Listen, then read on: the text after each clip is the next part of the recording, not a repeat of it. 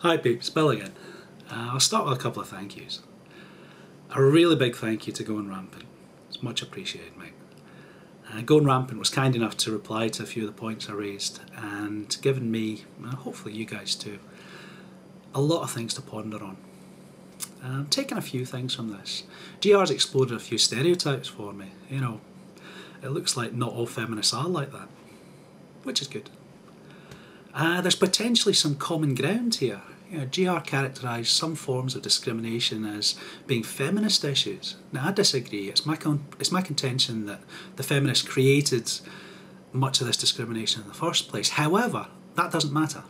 If feminists can be persuaded to treat the problems as real, then we're part way to agreeing on a solution. And the solution's the important thing, not how we get to it. As a side note, this is why I think it's so important to get this dialogue going. You know, get the issues discussed, get the thoughts, and viable solutions are going to start to appear. I'm still mulling a lot of these things over, but I think if we can maintain level heads and a civil conversation, we can start to get our voices heard. And I'd really like to engage more feminists in the discussion.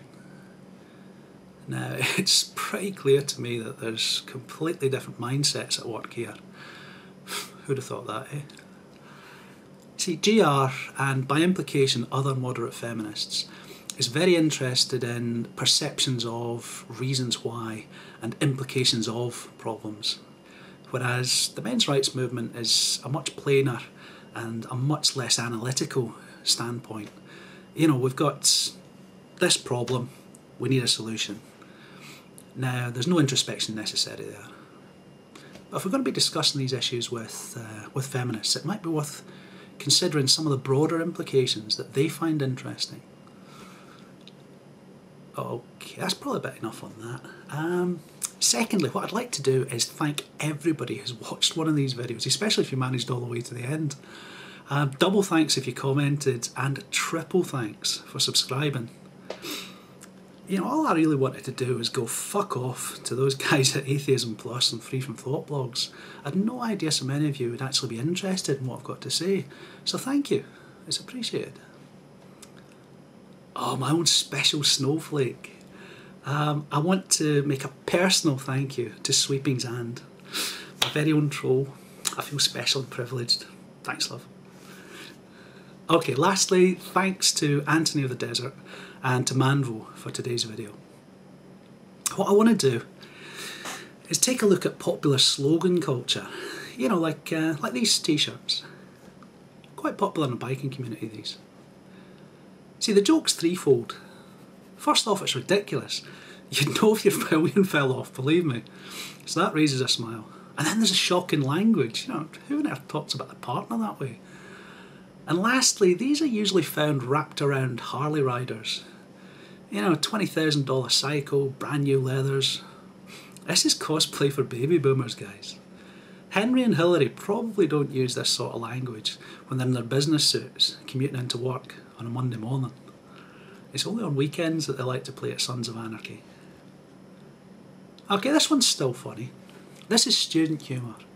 You know, the lads daringly using disrespectful language for the very first time in their lives, and the lassies proudly displaying their newfound independence. Yeah, it's quite cute if you're an old duffer like me, but my money's on these two being left in the dorm when mum and dad come to visit. Alright, this is where it starts to get ugly. This isn't funny. Not even a little bit. Just imagine your child getting pelted with stones. And here's the hilarious grown-up version.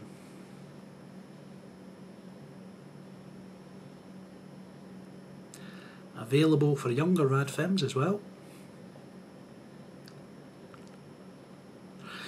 Okay, is that just poor taste? Or do you think it's maybe something more? There's a link to Sharon Osbourne here, and it's down below in the low bar. It's interesting that she's kind of grudgingly apologising at the end of that for offending her viewing audience. You know, it's not what we're about. Interesting because, in all probability, they held just as hard as the audience. The men weren't offended by that, they were shocked. Genital mutilation, the complete emasculation of a fellow human being. And it's fucking hilarious to a room full of apparently normal, sane, average women. If her son Jack had suffered a similar attack, do you think Sharon would be laughing?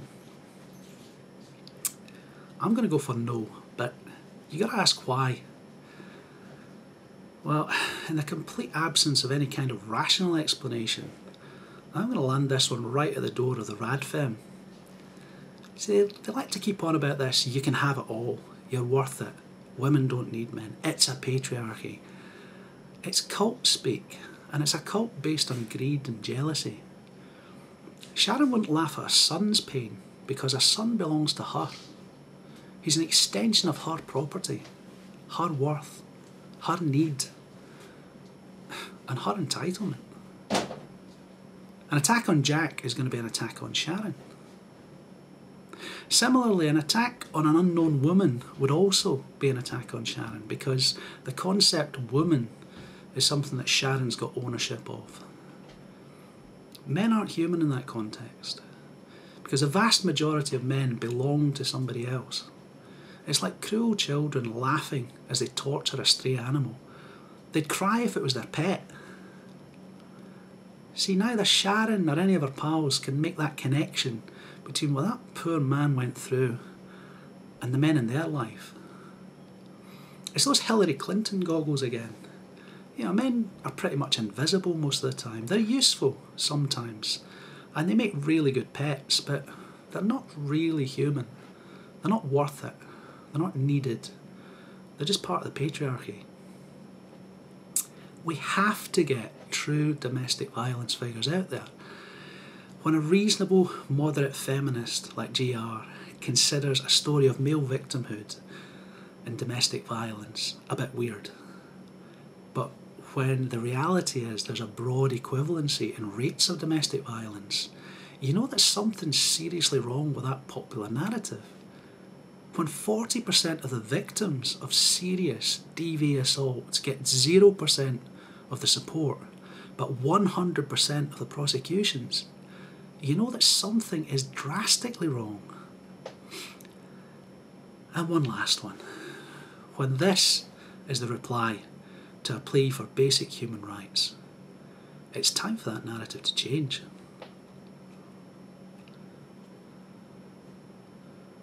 Okay. Laters, peeps.